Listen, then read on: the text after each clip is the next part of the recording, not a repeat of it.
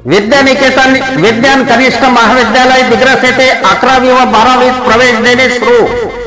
प्रवेश घेणाऱ्या विद्यार्थ्यांसाठी अत्यंत माफक शैक्षणिक शुल्क। ऑनलाईन प्रवेशावेळी विद्यानिकेतन ज्युनियर कॉलेजला प्रथम पसंती देऊन आपल्या पल्ल्याचा प्रवेश निश्चित करा। अधिक माहिती करिता संपर्क Nivrutti Dhodre, mobile number 9960486269। Nitin Raut, mobile number 9834458178।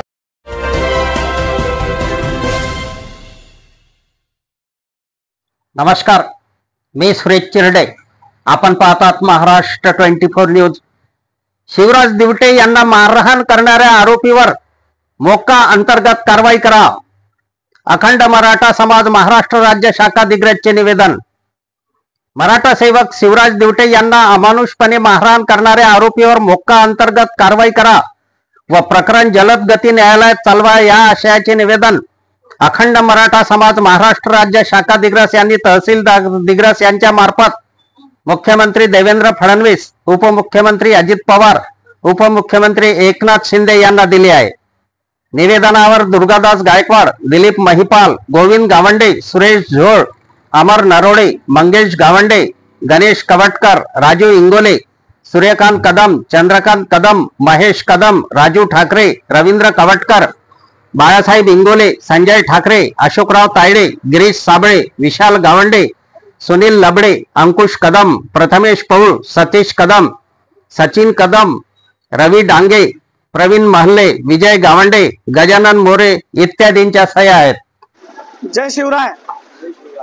Ambejogai येथील मराठा सेवक श्री शिवराज दिवटे यांना काही समाजकंटकांनी अमानुषपणे मारहाण केली आणि त्या मारहाणीचा व्हिडिओ काढून सर्व समाज माध्यमामध्ये प्रसारित केला।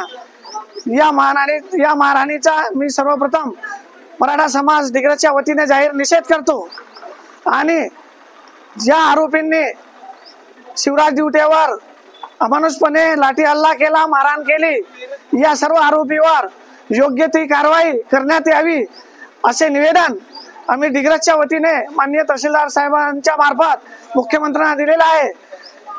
यामध्ये अशा पद्धतीने मारहाण होत असेल आणि त्याचा व्हिडिओ सर्वत्र प्रसारित होत असेल तर समाजामध्ये तेढ निर्माण होऊन महाराष्ट्राचं वातावरण हे गढूळ होईल।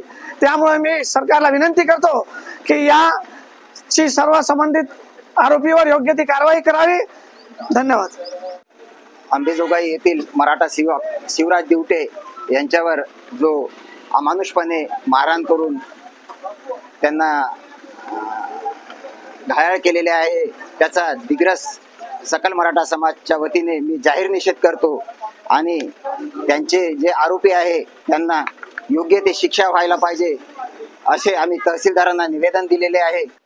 आमच्या पुढील बातम्याचे अपडेट मिळवण्याकरिता आत्ताच आमच्या चॅनलला सबस्क्राईब करा व बेल आयकॉन वरती क्लिक करा।